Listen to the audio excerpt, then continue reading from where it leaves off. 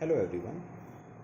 चलो आज हम ना लेबर कॉस्ट चैप्टर के कुछ और क्वेश्चंस करेंगे। कुछ क्वेश्चंस ना हम अब स्टडी मटेरियल से कर रहे हैं, तो आप एक काम करना सब, इलस्ट्रेशन नंबर 1 पे आना स्टडी मटेरियल की, पेज नंबर 3.13, इलस्ट्रेशन नंबर 1 आ जाओ, पढ़ते हैं। उसने कहा है X an employee of ABC company gets the following emoluments and benefits: basic pay 10,000 per month, dearness allowance 2,000 per month, bonus 20% of salary and DA, other allowances 2,500 per month, employer's contribution to PF 10%. X works for 2,400 hours per annum, out of which 400 hours are non-productive and treated as normal idle time. Compute the effective hourly cost of employee X. पता है आपको क्या निकालना है? सुनो, आपको क्या निकालना है? आपको निकालना है कि फैक्ट्री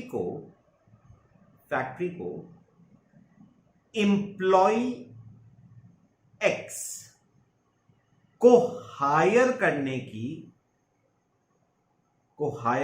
की कॉस्ट कितनी पड़ेगी। फैक्ट्री को एम्प्लॉय एक्स को हायर करने की कितनी कॉस्ट पड़ेगी, जिसे हम ना सिंपल वर्ड्स में नाम सीटीसी भी देते हैं। सीटीसी मतलब कॉस्ट टू कंपनी। आपने सुना भी होगा शायद, बड़ी बड़ी एमएनसीज में ना एम्प्लॉयज का जो पैकेज है वो कैसे कोटेड होता है? सीटीसी। सीटीसी मतलब कॉस्ट टू कंपनी। कंपनी को आपको हायर करने की क्या कॉस्ट पड़ेगी। चलो बनाओगे मेरे साथ साथ एक स्टेटमेंट। सिंपल सा क्वेश्चन है, statement showing employee cost. Statement showing employee cost. सबसे पहले बेसिक पे 10,000 पर मंथ, तो साल का 1,20,000। डेयरनेस अलाउंस 2,000 पर मंथ, यानी साल का 24,000। और क्या दिया जा रहा है? बोनस।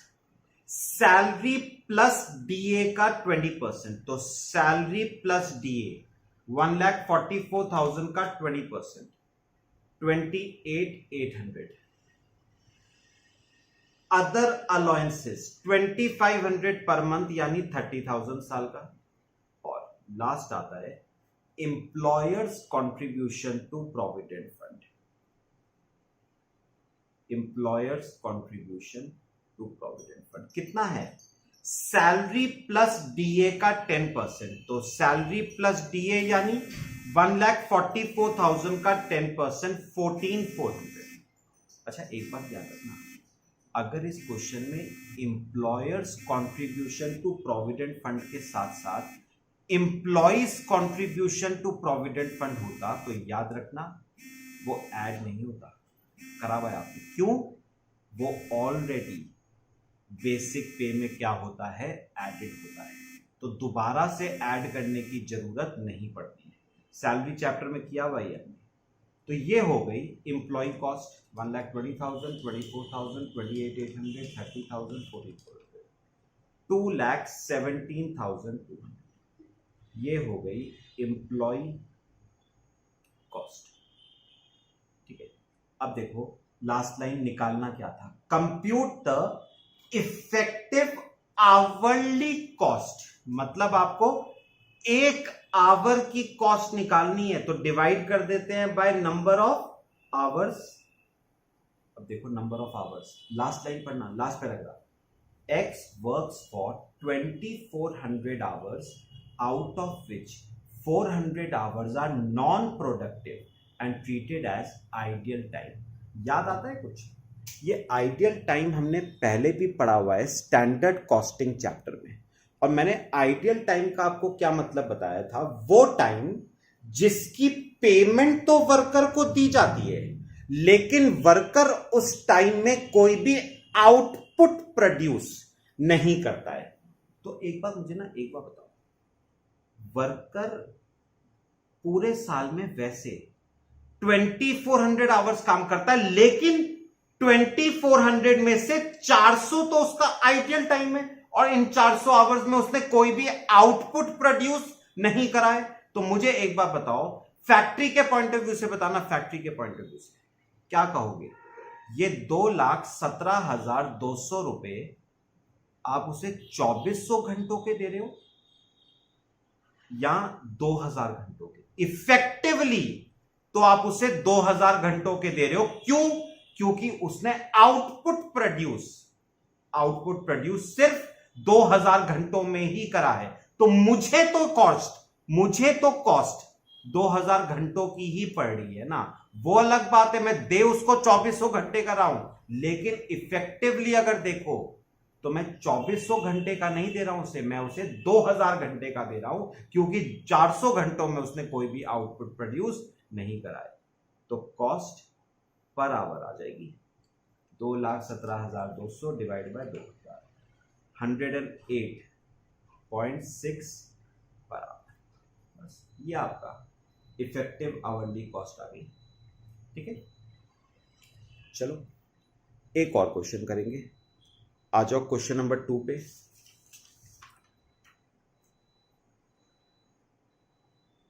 क्वेश्चन नंबर 2 देखो क्या कहता है। इन अ फैक्ट्री, ध्यान से पढ़ना जरा, in a factory working 6 days in a week and 8 hours each day, worker is paid at the rate of 100 per day basic plus DA at 120% of basic. He is allowed to take 30 minutes off during his hour shift for meals break and a 10-minute recess for rest. During a week, his card showed that his time was chargeable to job X 15 hours, job Y 12 hours, job Z 13 hours. Time not booked was wasted while waiting for the job. In cost accounting, state how you would allocate the wages of a worker for the week. चलो question ना समझते हैं पहले। सुनो, देखो ये एक factory है, सुनो ये एक फैक्ट्री है और हम ना एक वीक की बात कर रहे हैं, एक वीक। तो उसने पता है क्या करा कि ये जो फैक्ट्री है ना, ये हफ्ते में 6 दिन काम करती है, 6 days, और रोज काम करती है 8 आवर्स। तो इसका मतलब एक वीक के वर्किंग आवर्स कितने हैं? 48 आवर्स वर्किंग है। लेकिन अगर लॉजिकली सोचा जाए तो काम 48 आवर्स नहीं होता है, काम 48 आवर्स नहीं होता है। 48 में से कुछ तो हो जाता है आइडियल टाइम। जैसे पढ़ो, he is allowed to take 30 minutes off during his hour shift for meals break and a 10-minute recess for rest. पता है क्या, जो वर्कर है ना, वो रोज के 8 घंटे में से 30 मिनट खाने के लेता है और 10 मिनट का ब्रेक लेता है रोज का। मतलब रोज के 40 मिनट आइडियल टाइम है उसका, ये रोज का है। तो 6 दिनों का, रोज का 40 तो 6 दिनों का 240 मिनट्स, और 240 मिनट्स को अगर आवर्स में कन्वर्ट करोगे तो 4 आवर्स। तो 48 में से 4 आवर्स का तो हो गया आइडियल टाइम, यानी एक्चुअल आवर्स वर्कड कितना आ गया? 44 आवर्स आ गए एक्चुअल में जितना उसने काम किया। ठीक है, अब सुनो आगे पढ़ना जरा, 4th line. During a week his card showed that his time was chargeable to job X 15 hours, job Y 12 hours, job Z 13 hours. अब सुनना, 48 में से ना 4 आवर तो उसका आइडियल टाइम हो गया, वो तो छोड़ दो। तो उसने कितने आवर्स काम किया? 44। अब सुनो, 44 में से उसने जॉब एक्स पे काम किया 15 आवर्स, जॉब वाई पे काम किया 12 आवर्स, जॉब जेड पे काम किया उसने 13 आवर्स। टोटल करना क्या आ रहा है, 15 प्लस 12 प्लस 13 40। तो 44 में से भी 40 आवर्स उसने जॉब पे डिवोट करे। और लास्ट लाइन पढ़ो क्या लिखा हुआ है, the time not booked was wasted. तो बचा हुआ टाइम उसने पूरा का पूरा क्या कर दिया, वेस्ट। कितने आवर्स, 4 आवर्स उसने क्या कर दिए, वेस्ट। पता है क्या, अब आप नोटिस करो, हमने प्रोसेस कॉस्टिंग में 2 लॉसेस करे थे, नॉर्मल लॉस और एबनॉर्मल लॉस। पता है, ये वाला जो आइडियल टाइम है ना, इसे हम नॉर्मल आइडियल टाइम कहते हैं। नॉर्मल क्यों, क्योंकि ये अनअवॉइडेबल है, होना ही होना है। जबकि ये वाला लॉस अवॉइड किया जा सकता था, तो इसे हम नाम देते हैं एबनॉर्मल आइडियल टाइम। इसे हम क्या नाम देंगे, एबनॉर्मल आइडियल टाइम। ठीक है, चलो अब आते हैं रिक्वायरमेंट। क्वेश्चन हमने समझ लिया पूरा, अब पढ़ो क्या निकालना है। उसने कहा है state how you would allocate the wages of a worker for the week. आपको वेजेस का एलोकेशन करना है। एलोकेशन बाद की बात है, पहले वेजेस निकालते हैं उसकी, एक वीक की निकालनी है। पढ़ो सेकेंड लाइन, कितनी वेजेस मिलती हैं, बेसिक मिलती है 100 rupees per day. 100 rupees per day तो 6 डेज का 600 रुपए तो बेसिक हो गया, प्लस 600 रुपए का 120% डियरनेस अलाउंस, 720 रुपए का डियरनेस अलाउंस हो गया। तो 1320 रुपए की उसकी वेजेस आ गई। पॉइंट क्लियर हो गया। चलो अब हमें इस वेजेस का क्या करना है, एलोकेशन। हमें इस वेजेस का क्या करना है, एलोकेशन। किस किस में, जॉब एक्स में, जॉब वाई में, जॉब जेड में और वेस्टेज में। एलोकेशन कर दो। अच्छा, जॉब एक्स पे कितने आवर्स काम किया, 15 आवर्स, वाई पे 12 आवर्स, जेड पे 13 आवर्स और वेस्टेज 4 आवर्स की। बस एक काम करो, सिंपल कर लें, 1320 को लो इस रेशियो में बांट दो, बस 1320, तो 450 रुपए तो वेजेस आ गई जॉब एक्स की, 360 रुपए की वेजेस आ गई जॉब वाई की, 390 रुपए की वेजेस जॉब जेड की और 120 रुपए की वेजेस। ये वेस्टेज हो गई। और जो वेस्टेज है ना, due to abnormal ideal time, this will be transferred to costing profit and loss account. हमारे बिजनेस का लॉस है, पीएल में चला जाएगा। बस ये आपका हो गया एलोकेशन ऑफ वेजेस। ठीक है, चलो बाकी हम नेक्स्ट लेक्चर में कवर करते हैं। Thank you. Hello everyone. अच्छा, अब हम लेबर कॉस्ट के इलस्ट्रेशन नंबर 3 पे आएंगे। आओ जरा, illustration number 3, calculate the earnings of A and B from the following particulars for a month and allocate the employee cost to job X, Y and Z. Direct wages, basic wages, dearness allowance, contribution to provident fund, contribution to employee state insurance, overtime. Normal working hours for the month are 200. Overtime is paid at double the total of normal wages and dearness allowance, employers contribution to state insurance and provident fund are at equal rates with employees contribution. Two workers were employed on job X, Y and Z in the following proportion. A job X पे 40%, Y पे 30, Z पे 30, B X पे 50, Y पे 20, Z पे 30. Over time was done on job Y. चलो एक काम करो, पहली दो लाइन पढ़ो और देखो निकालना क्या है. उसने कहा है calculate the earnings of worker A and B. A और बी की क्या निकालनी है? अर्निंग्स. बनाओ statement. Statement showing earnings.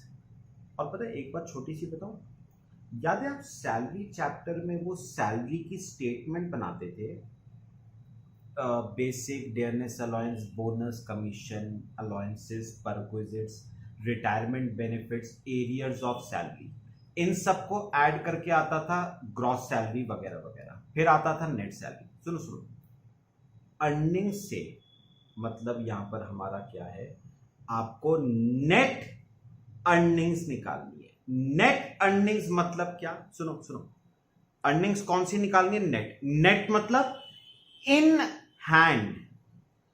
In hand उसे कितना पैसा रिसीव हुआ वो निकालना है. चलो वर्कर ए और बी. सबसे पहले बेसिक 10, 60. डेयरनेस अलाउंस 50%, 10,000 का 50% 5,000, 16,000 का 50% 8,000. अब सुनना, कॉन्ट्रीब्यूशन टू प्रोविडेंट फंड. अब ना ये नहीं लिखा हुआ है कि ये contribution to provident fund employee का है या एम्प्लॉयर का है, तो मैं इसे एम्प्लॉय का मान के चल रहा हूं. और नीचे पढ़ो उसने क्या कहा था, employers contribution to state insurance and provident fund are at equal rates with employees contribution. मतलब जितना एम्प्लॉय का कंट्रीब्यूशन है उतना ही एम्प्लॉयर का कंट्रीब्यूशन है. तो अगर प्रोविडेंट फंड में एम्प्लॉय का कंट्रीब्यूशन 8% है तो याद रखना एम्प्लॉयर का भी कितना होगा? 8%. अब सुनो, मुझे बताओ यहां पर किसका ऐड होगा, एम्प्लॉय का या एम्प्लॉयर का? याद रखना एम्प्लॉय का ऑलरेडी एडेड होता है, दोबारा ऐड करने की जरूरत नहीं है. हाँ, एम्प्लॉयर का आपको ऐड करना पड़ेगा. Employer's contribution to provident fund 8%. किसका? बेसिक वेजेस का. 10,000 का 8%, 800. और यहां पर 16,000 का 8%, 1280.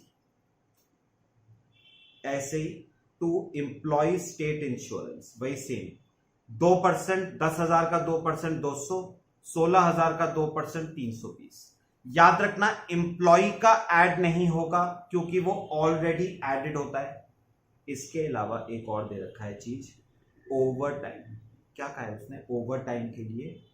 Over time is paid at double the total of normal wages and dearness allowance. अब सुनना ये बात, उसने कहा ओवर टाइम की जो पेमेंट है ना वो बेसिक प्लस डेयरनेस अलाउंस के डबल पे होती है. यानी सुनना, मैं एक बार निकालूं, वर्किंग नोट बनाता हूं. एक काम करो, पहले ना नॉर्मल रेट निकालो. नॉर्मल रेट, सुनो सुनो, नॉर्मल रेट. बेसिक सैलरी है 10,000 प्लस डेयरनेस अलाउंस 5,000, यानी दोनों का मिला के 15,000 रुपए. कितने घंटों का? 200 घंटों का. तो 15,000 डिवाइड बाय 200 यानी 1 घंटे का 75 रुपए. अच्छा, नॉर्मल रेट अगर 75 रुपए है तो ओवर टाइम का रेट इसका डबल होगा, 75 का डबल, यानी 1 घंटे का 150 रुपए.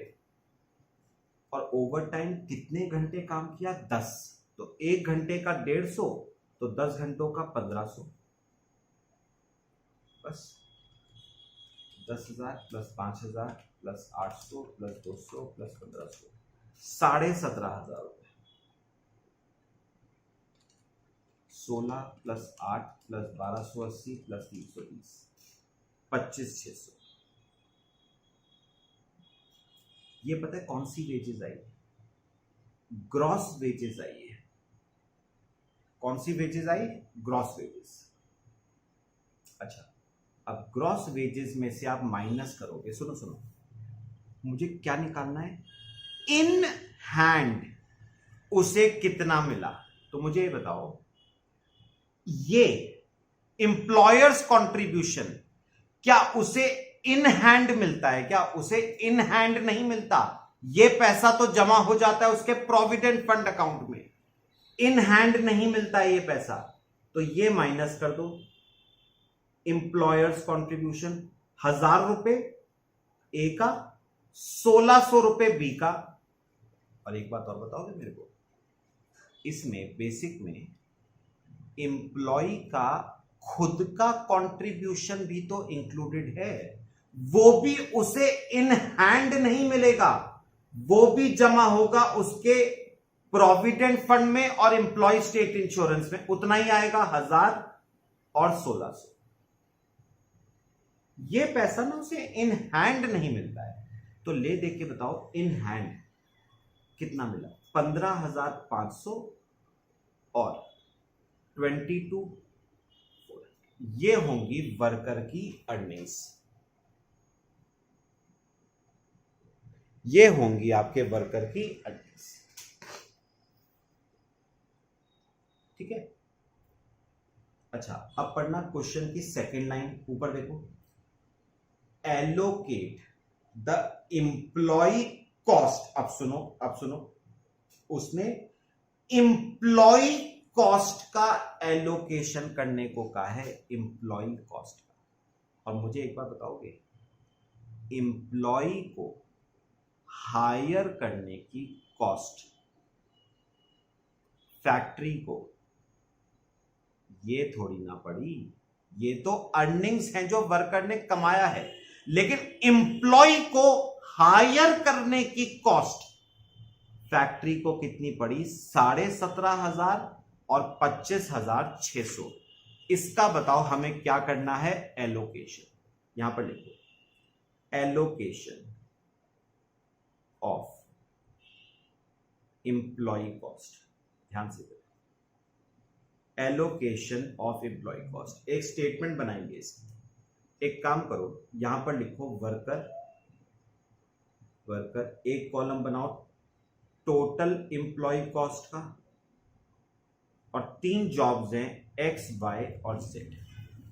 यहां पर लिखो वर्कर ए। ध्यान से जरा, वर्कर ए। ऊपर पढ़ना, जरा ऊपर, ऊपर पढ़ो। एक काम करो, वो लास्ट में एक टेबल बना के दे रखी है, उसके ऊपर पढ़ना। The 2 workers were employed on job X, Y and Z in the following proportion। Worker A ने 40% काम जॉब X पे किया, 30% काम जॉब Y पे और 30% काम जॉब Z पे। तो सुनो, एम्प्लॉय लिखना मत, एम्प्लॉय कॉस्ट कितनी थी ए की? 17,500। उसका 40% X का हो गया, 30% Y का और 30% Z का।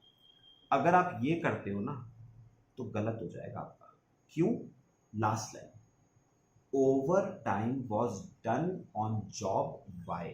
तो अगर मैं 17,500 को 40:30:30 में बांटता हूं, दैट मींस ओवर टाइम भी आपने X, Y और Z में बांट दिया, 40, 30 और 30 में। जबकि उसने कहा है ओवर टाइम किस पे हुआ है? जॉब Y पे। तो आप यहां पर लिखोगे, सुनो कैसे, ए की नॉर्मल वेजेस और ओवर टाइम अलग अलग लिखना। ओवर टाइम कितना था? 1,500। अब एक बात बताओ, 17,500 में से 1,500 ओवर टाइम का है, तो बचा कितना? 16,000। ये 1,500 तो हो गया जॉब Y का, क्योंकि ओवर टाइम उसने Y पे ही किया है। और ये 16,000 बढ़ जाएगा 40% 6,400, 30% 4,800 और 30% 4,800। और बी का तो सिंपल है, बी का कितना था 25,600 सॉरी 25,600। एम्प्लॉय कॉस्ट तो 25,600 है ना, 50:20:30 में बढ़ जाएगी, तो 25,600 का 50% 12,800, 25,600 का 20%, 5,120 और 7,680। बस ये आपका एलोकेशन ऑफ वेजेस आ गया। 19,200 जॉब एक्स का, 11,420 जॉब वाई का, 12,480 जॉब जेड का। बस ये आपका वेजेस का क्या हो गया एलोकेशन। ठीक है, चलो आज के लिए मेरे ख्याल से काफी है 3 क्वेश्चंस, बाकी क्वेश्चंस नेक्स्ट लेक्चर में डिस्कस करते हैं। Thank you.